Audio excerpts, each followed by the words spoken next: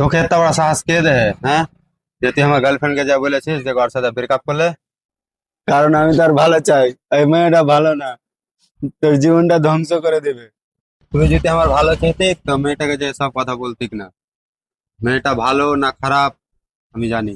তোর কাছ থেকে নতুন করে আর শোনা দরকার নাই। সবকিছু ঠিক আছে, তাই তুই একটা মেয়ের কিনে তুই তোর বন্ধুর গায়ে হাত তুলবি? যে বন্ধু আর একটা বন্ধুর ক্ষতি করে সেসব বন্ধু থেকে বন্ধু না থাকাই ভালো। সে আমার বন্ধু না।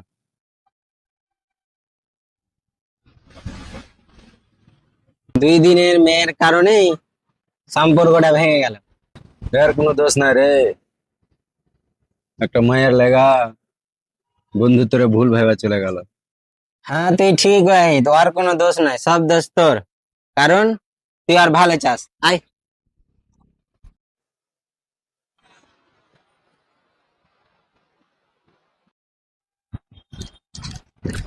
রাবুল, তুই জানিস সানিউল তোর সাথে যে মেয়ের কারণে ঝগড়া করেছিল, ওর সাথে সানিউলের ব্রেকআপ হয়ে গেছে।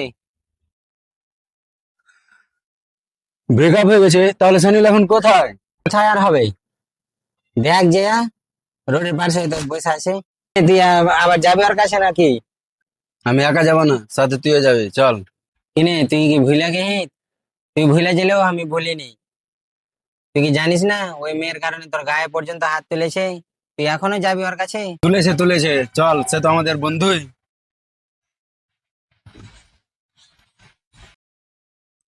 রে, শুনছি তোর ব্রেকআপ হয়ে গেছে।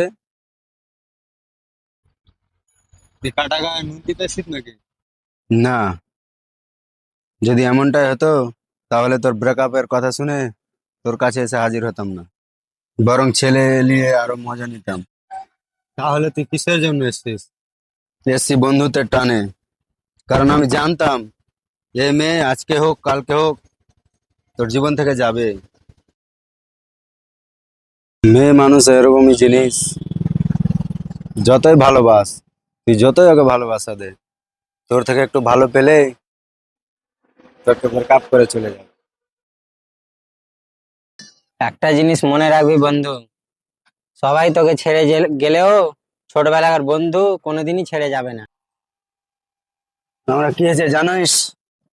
আমরা একটা প্রেমে পড়লেই ভাবি এই মেয়ে আমাদের জন্য বেস্ট, কিন্তু না, এই কথাটা ভুল।